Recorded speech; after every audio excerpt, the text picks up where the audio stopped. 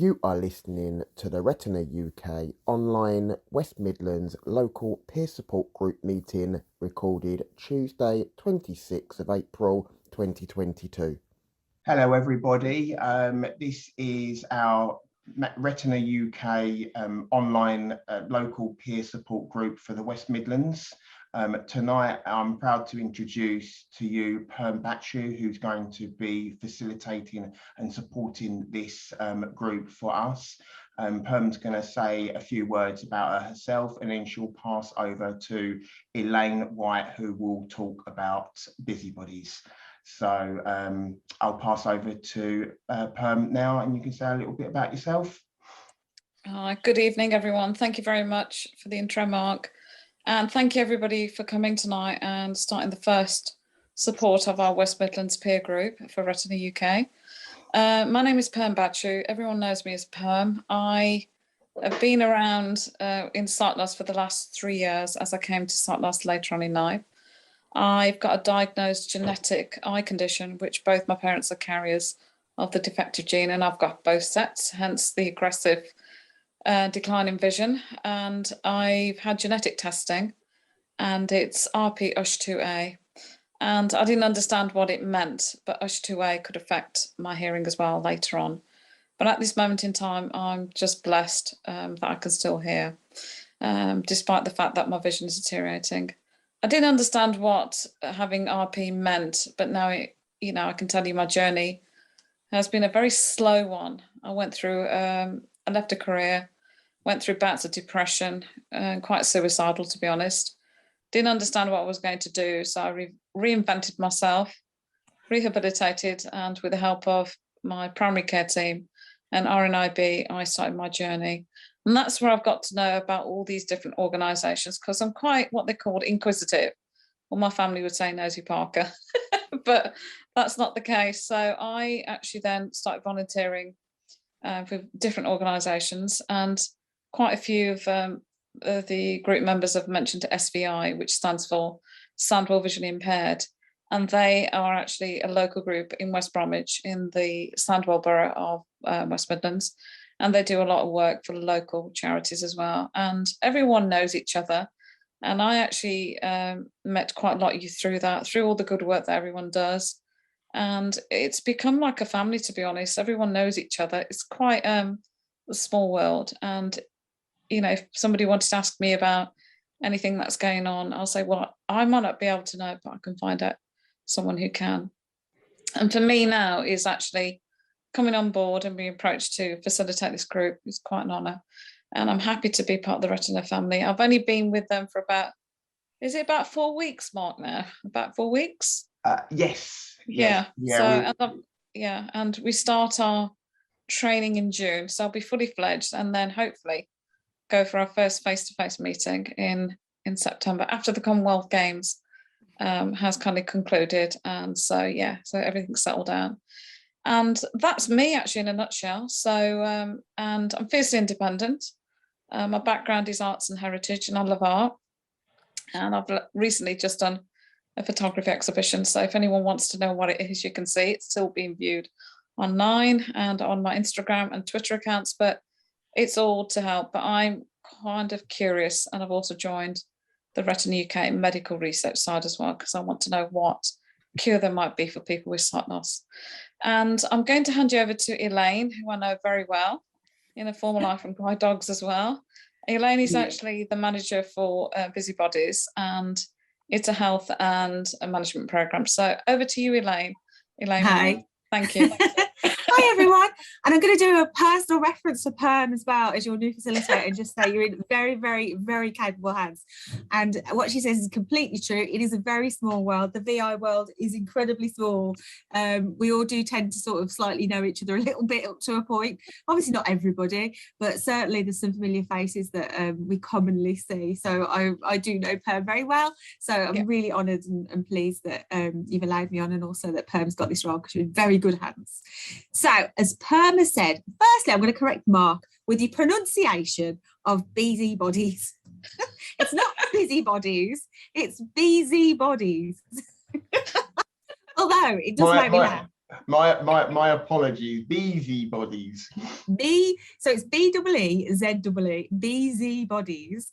So I guess the kind of sort of link is to sort of busy bees, you know, that we're active and we're out and about. Not that we're nosy, but we are a bit nosy as well. So what we're doing, and I appreciate that most of the people here actually on this call, this potentially is going to frustrate you greatly because at the moment we're ring fenced for activity in Birmingham only. But I will say our funding round for this instance runs up until the end of June. So we are you know, we're in the final throes of delivering, but we are still delivering. Like, for instance, if we had got Birmingham people on the call today, we are opening up additional Zooms just to see, you know, how, you know, that we're fully targeting the VI community, because one of the things we have found is that we've actually had quite, you know, it's been quite tricky at accessing that community. So BeeZee Bodies have got Birmingham City Council and Public Health England funding. So it's worth knowing that this funding is out there, it does exist. And the other name for public health funding is Office for Health and Inequalities and Disparities. So it's tackling some of the kind of issues that kind of arose out of COVID. So there was an attention put on people for health and nutrition and weight, if we're being brutally honest. One of the big things that we kind of found through COVID times was that the people who often had the worst kind of outcomes were the people who were on the larger side. So suddenly the whole nutrition thing and weight thing went from being a bit of a personal issue into a public health concern. Not that it wasn't a public health concern. We do know in times to come, we've got a diabetes explosion that's on its way. And with that, we're going to have an increase in sight loss, which I think RNIB has been campaigning quite a lot on that we know we're going to have a VI kind of explosion in the years to come. Sad to say is because that's linked in with diabetes and our lifestyle choices to some regard as well. So BeeZee Bodies, very well known down in the south of the country, but it's not something known to Birmingham. So it's a bit of a new thing, a trial thing. So we're running a trial period up in Birmingham. And it's, you know, Perm's been on some of our information sessions as well. So she knows kind of what we're doing. And we've run face-to-face activities with people who've got learning disabilities, physical impairments and visual impairments. We do tend to mix people as well. We didn't intend to do that, but actually for some of our groups, it naturally fell that nobody really segmented themselves as just VI, just physically impaired, or just having a learning disability, etc. So we've got interesting groups where we've got mixed abilities within that. So we've got one group that's a physical impairment group where we've got a lot of amputees. So, you know, there's issues along with that about them needing to keep their weight down because of mobility issues and things like that. And what we're doing is giving people a platform where they can, you know, their disability is a given. It's not something they sort of have to sort of disclose halfway through or they feel a bit sheepish about. We absolutely know it. We put it front and center, and then we kind of ignore it up to a point. It's relevant when it's relevant. But the people on my team, like myself, it's worth saying a little bit about myself as to why I'm banging on about this stuff. But I've got about 20 years experience in the disability field with MenCat. I worked for 1 year residential college, Queen Alexandra College, RNIB for about 14 years, doing various kind of employment orientated projects. Action for Blind People when they existed as well. Lovely organisation, then became part of RNIB. I'm a trained rehabilitation officer for visually impaired people. Worked at Birmingham City Council for a period of time as a project manager for about just shy of 2 years. And most recently, as Perm mentioned, was in Guide Dogs. And that was running there. So I was manager for the Birmingham team, which covered the West Midlands really, so it didn't stop at the Birmingham border at all. It went down to the Shires, and that was running their My Sighted Guide programme, which is a brilliant programme for people who've got a visual impairment to be offered a sighted guide. So you're not just relying on your friends or your family. You can have something that, you know, your family doesn't necessarily need to know about, like if you want to get somebody, you know, presents and things like that, but it's set up as not just a one-off, but as a regular thing that you can do. So every month or fortnight or week, you can go out with somebody. So I ran that programme and managed those volunteers and the partnerships within that activity. As with anything within our sector, if it's volunteer-led, then you're absolutely at the mercy of having volunteers. So that's something I've got a lot of attention on kind of when I was thinking about with guide dogs, it's actually how do we explode the volunteer base. So that was a kind of, and all of that was about activity and getting people out and about, because that's one of the things with our communities. COVID was terrible for us, put everybody behind doors. Getting people out again has been a thing. And, you know, the whole kind of rehab structure for people with a visual impairment isn't necessarily there either. So the assumption that people can get out and about and do what they want to do isn't necessarily correct. So like I say, BeeZee Bodies, I've tried to meet people where we're at. We spent a long time asking people, what do you want? And the answer kind of kept coming back as, well, what have you got? So there comes a point where you just have to put something on just to see how it's going to run. And as I said, this is a trial period.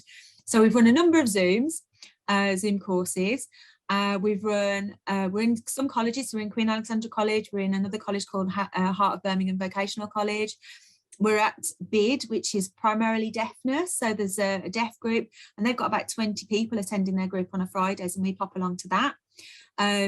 So we're also accidentally picking up a bit of sign language. So it's becoming quite, they call it total communication. It's like, we'll try every communication method possible. And we come with a dietitian, a nutritionist. So there's not many entities that you can engage with that offer a one-to-one element if it's needed or wanted, but also that group and peer support. So we've tried to wrap it around the communities that we've got. You know, our funding is shaky because it's Birmingham City Council and it's public health. We will put in a kind of closure report for this round of activity. I will say as well, because most of you guys are Sandwell or other areas, this sort of attention and funding, once the model is proven that it's wanted and it can exist, then you can lobby for it. So, you know, Sandwell, to my mind, don't necessarily do anything like this. There isn't anything like what we do at the moment. That's true. So you've got places like Weight Watchers or Slimming World, etc. So we don't market ourselves as a diet.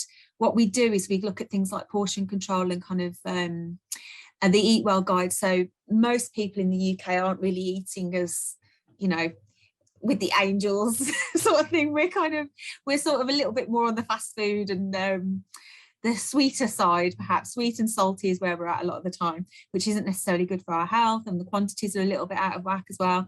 So we put attention back onto that and a recalibration, and just really looking for people to spotlight themselves and realise how important they are.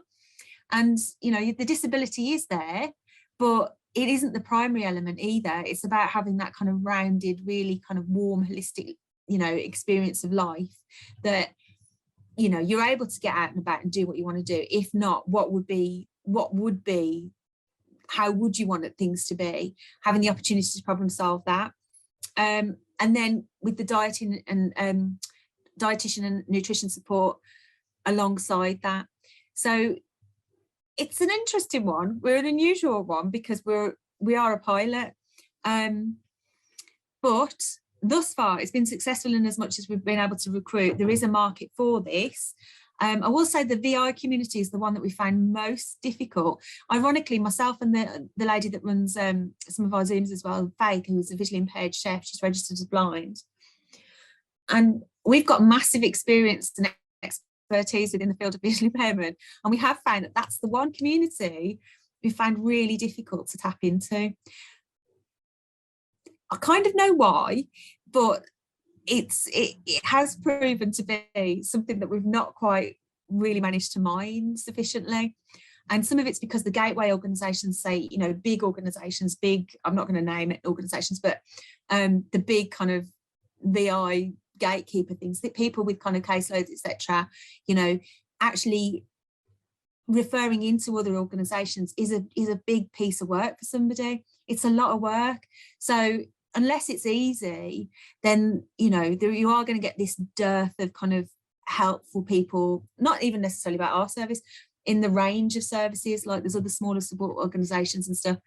But we found that we can't quite get a hold of the VI people, but that's something for us to take forward. It's not a deal breaker. It's not a massive problem particularly. It's just if we were going at this again, we'd go at it kind of slightly more aggressively into the VI community, because we know that it's not as easy to target as the as the learning disability and the physical impairment market that we've tapped into. So I've said quite a lot. And I'm more than happy to take questions. And what we're doing is a little bit peculiar, so I don't mind admitting that. It is a little bit peculiar. So has anybody got any questions at the moment? Elaine, I have a question for you. So you're saying your project's coming to an end in June. Yeah. So would you have like a debrief with the groups that you're facilitating at the moment or working with on this program?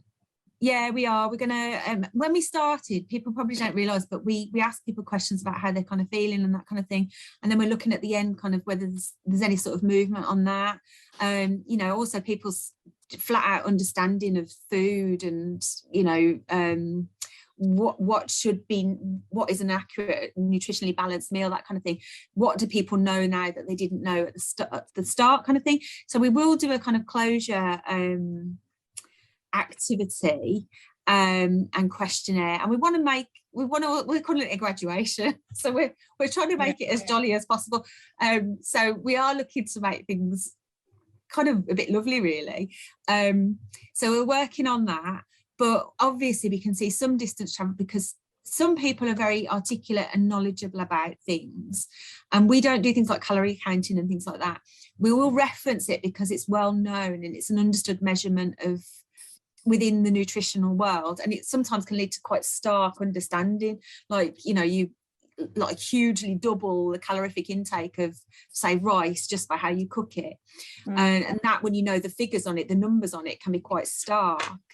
But we don't bang on about calories. We're not that sort of we're much more gentle than that. We're a behavioural science orientated organisation. We're all about habit forming. So we say that we embrace failure. So because we're looking for the points where people realise where they made a beautiful plan. We kind of recognise that we've got multiple selves within ourselves. One our sort of higher self, and the other one our sort of less high self, that ruins all our beautiful plans. But you need to know about we call it the chimp. You need to know about the chimp because that's the thing that tells you why you haven't done everything. Anything in your life where you haven't quite succeeded at what you wanted to do, be it write a book, play guitar, whatever, you know, the things that got in the way of that beautiful plan, it's because there's some steps missing. So you can make a beautiful plan, but unless you put in the steps to success, it's just not going to happen. So, you know, unless, like, for instance, if you're going to write a book and you haven't got any means to capture words, then it's not going to happen, is it? It's just an intention in your brain. Same thing if you plan to lose weight. If you plan to lose weight but have got absolutely no idea how to do that, then it's not going to happen. I've always found it very difficult. I mean, a lot of the local organisations are all doing stuff. You know, they've all got their own online activities, or they've got face-to-face meetings which are happening now.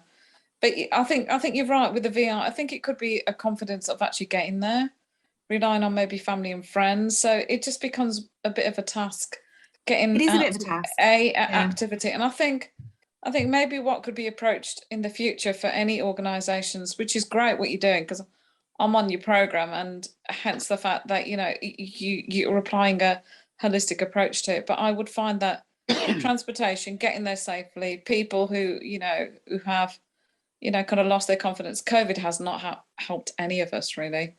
And it's getting out there, it's getting back out there, and knowing that we're doing it safely as well. You know, I think the biggest thing is transportation, because like the whole safety thing is kind of horrific as well, because you know, the safest thing on earth is Zoom, but that also has massive technological barriers for a lot of our community. You know, certainly when I worked at Guide Dogs, to say that of my caseload at that time, I'd say maybe 75%, maybe 70% were not technology savvy, were not happy with the computer. So, you know, there's the real kind of, you know, disparity in technology as well between people that can do, are doing, have embraced it, and people who've just rejected it. So there's a bit of that going on. And obviously sight loss is generally kind of associated with aging also, not all across the board 100%, not at all, but we do know there's a massive kind of increase in numbers for the VI community as we age. And that, you know, the point that you manifest and pitch up at a hospital and get something diagnosed, you know, that can take a period of years, unfortunately. So, you know, and then you put technology on top of it. So to say that the Zoom solution works brilliantly for the VI community isn't correct either. And I mean, when I worked at RNIB and we've got employment activities, we've got contracts whereby we built in taxi costs to get people to and from. I think it will be tough to get that sort of funding anymore, to be honest. But really recognising that it isn't easy for people with a visual impairment to get out and about. Technology is a barrier. So, you know, we have got this sort of triple whammy of stuff going on. But what we're doing is we're putting our attention on it and thinking, well, why has it been tricky? Because as a pilot, it's incumbent on us to kind of go, okay, we did this, and that, and nothing came back. We did this, and that, and nothing came back. So what makes the difference? And I think it's people. It's having people like yourself, Perm and Mark. It's having that kind of connector person. And it's having people with the time to, and what we're doing is quite an odd one. You know, if somebody needs mobility, it's easy to understand that. There's a service that you kind of go, okay. But then, you know, lots of those services, it's like, yeah, they need that service, but then they're going to sit on a waiting list for a fair old chunk of time. So, I mean, which is what, sorry. No, I'm just saying that I'm really kind of interested in lots of people who are stagnating, for want of a better word, on waiting lists, actually. Yeah, absolutely. And I'm still playing with it, but I was trying to mobilise some other disability organisations to tackle that, because, you know, I know there's some organisations that can't get people. I mean, ourselves, it's not so much of a pressing issue, but we've got other services and support that need, you know, bums on seats, basically. And I know there's people there, but I also know that the organisation don't have the infrastructure to spend that time getting past GDPR, ringing people up going, do you want to get referred into this? So you've got people potentially that could use the services that aren't able to be passed on, because the charities are cut to the bone. And having that spare person to phone people and ask those questions is an interesting thing. Again, these are all insights that I'm taking back to Birmingham City Council and to anybody else that might be interested going forward in our report, because obviously we've rolled out a few iterations of our activities and we've been quite successful with the learning disability community. The physically impaired community doesn't identify like we do in the VI community, like Retina UK, everyone in that, you know, has got an eyesight issue. It's more difficult with, you know, amputees and things like that, tackling those people. But even so, we've actually been more successful with that group than the group where we've got strong, you know, operational understanding and knowledge in the VI community. So it's just things to take away, really. The service is there at the moment. It's for people in Birmingham, sadly. So and we are looking to put on like a couple of last minute Zooms if we can. So, but you know, we also don't have, like, as much as I've explained there, I don't have the capacity to go around knocking doors and saying, have you got any people? Because we have to know it would yield stuff for me to be taken offline, sort of thing, to do that activity. So it's an interesting one. It's the problems of the charitable world, that we're not overrun with workers and everyone is busy. Everyone is, you know, put to the floor, kind of busy. Yeah, absolutely. Have you tried sort of approaching something like British Blind Sport or something like that for with obviously your project, instead of going to the council, sort of seeing if you can sort of perhaps embed your program into perhaps some of the programs that British Blind Sport are doing? I know they're very hot on at the moment on nutrition and exercise. We a lovely lady by the name of Alex Pitts spoke at one of our webinars, I believe it was in February, and some of the statistics that she was saying were quite astonishing. 91% of blind and visually impaired individuals don't get any exercise at all. That's not even a 10-minute walk around the block. So that means 9% of our UK blind and visually impaired population are getting regular active exercise.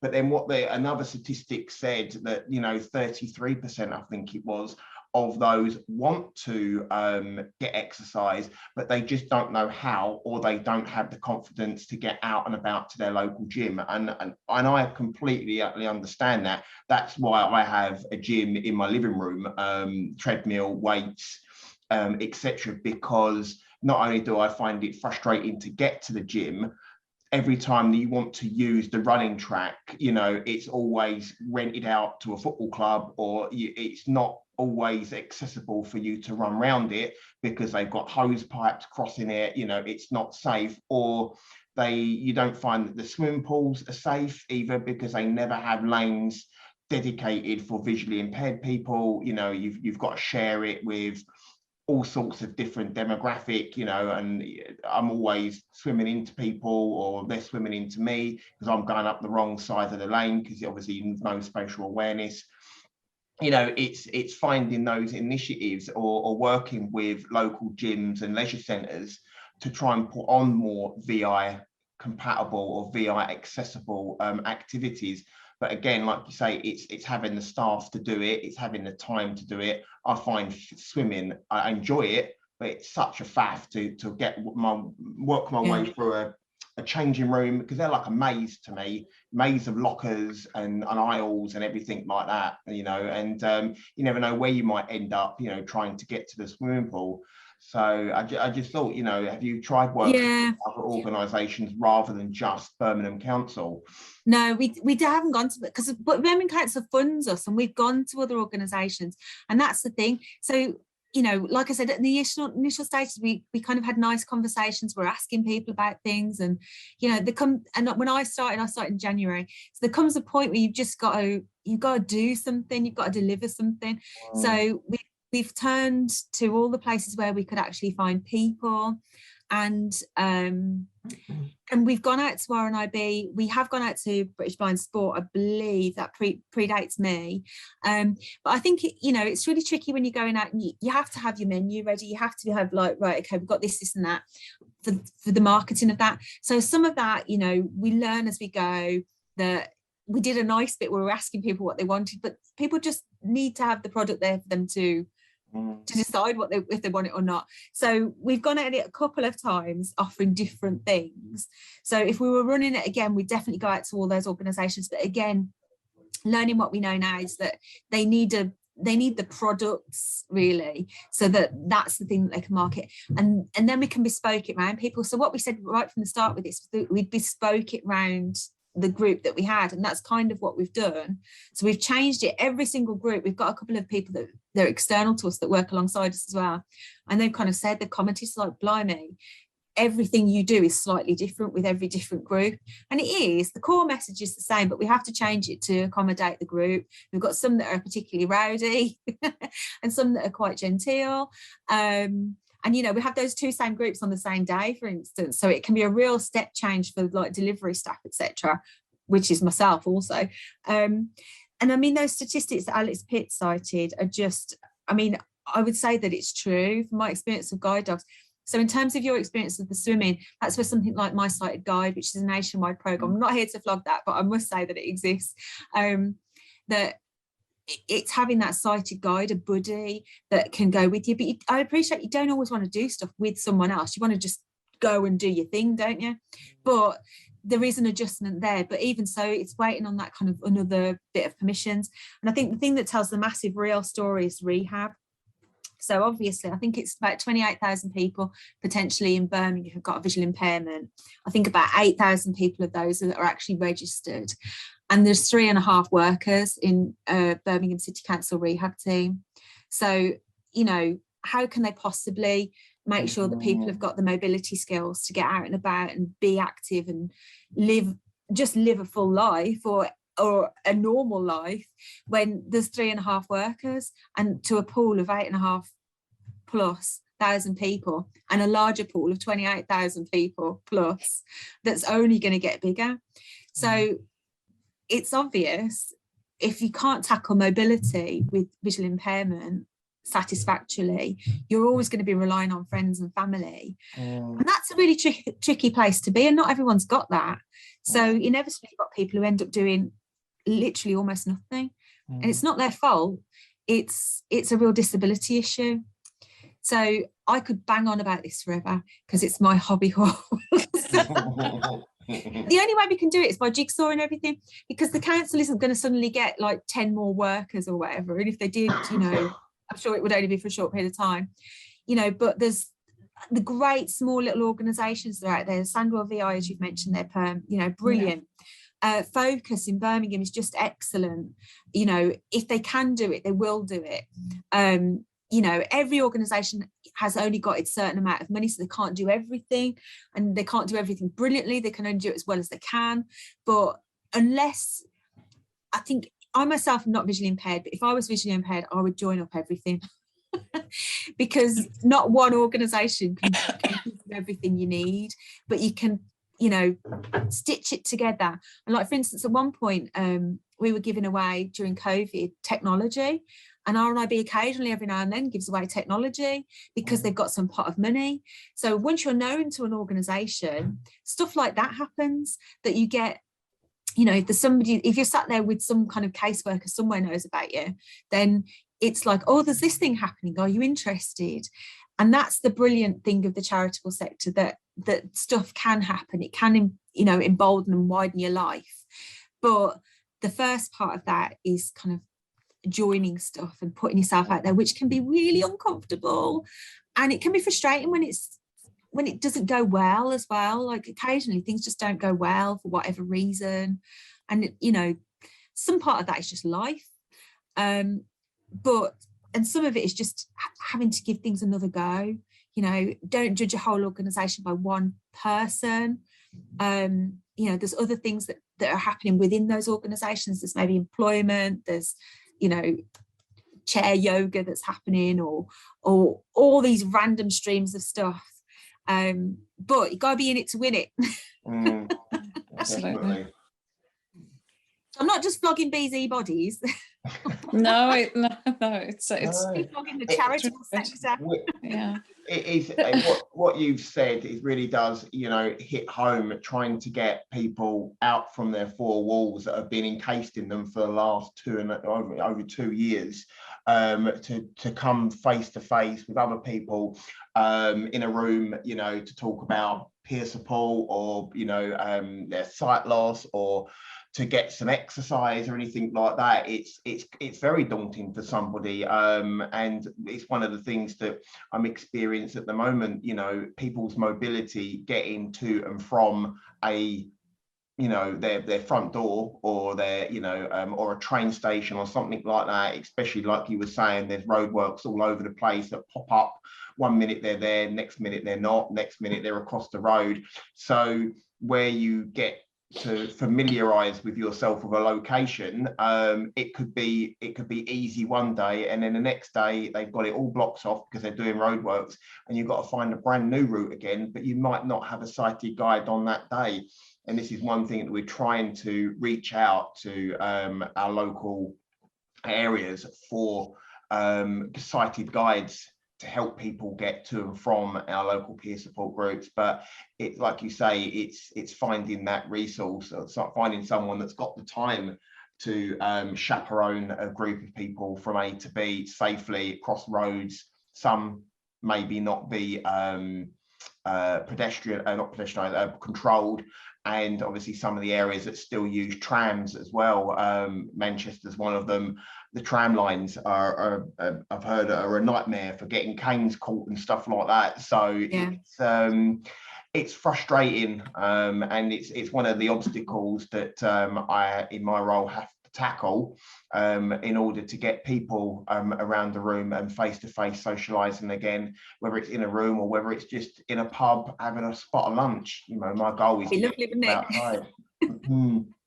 I will say as well, there's a couple of points there that I'd like to pick up on actually. One is that during COVID, 750,000 people volunteered to be volunteers with the NHS. That's 750,000 people. And I, for a long time, and I'm still working out how to do this, you know, where did those people go? You know, some Yeah. of them are still attached to the NHS, but having a smart link between the charitable sector and the NHS to scoop up some of those people is just, to me, an open goal. But how to galvanise that, I'm not sure.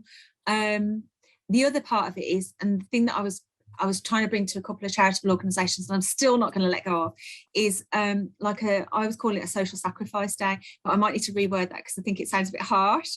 But a social gift day, whereby charitable organisations or organisations that are sat on waiting lists of people who are stagnating and doing nothing, that smaller organisations band together, work out a sort of menu of what they need and what they want. Why, you know, smaller organisations need numbers, they've got services and they need to provide them to people. So all it requires actually is these organisations not to give over a caseworker and like an employment caseworker who's running around like a headless chicken all the time, busy. It actually needs an admin worker. So for these organisations to give away a gift day of an admin worker to call up to get past the GDPR, which is the data protection stuff, and ask people on their waiting lists. For instance, you know, I don't think I can say the waiting list of some places, but there's various NHS waiting lists that I know of that are in excess of like hundreds. We're talking 700 that are sat there doing nothing. So, you know, calling 700 people is a bit of a nightmare, but making a dent in that and asking those people, do you want this? Do you want that? Do you want that? Whatever, actually would make a massive difference to those people's lives. And small organisations like Sandwell VI might need those people. Like I said, BeeZee Bodies, our funding cycle is potentially closing. But that would be a nice legacy. Yeah, absolutely. We hope you have enjoyed this recording. If you have any questions, queries, or wish to leave any feedback, then please leave it in the comment section below. Alternatively, you can send your inquiries to info@retinauk.org.uk. Contact us via the telephone on 01280 821 334 or call our helpline on 0300 111 4000, which is open Monday to Friday 9:30 a.m. to 9:30 p.m.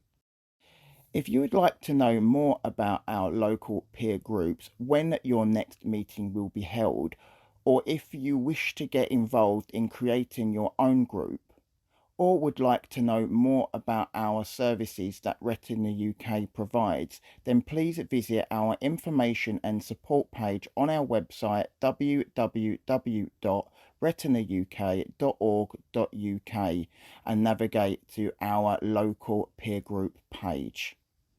Thanks again for listening. We hope to see you again soon. Take care and bye for now.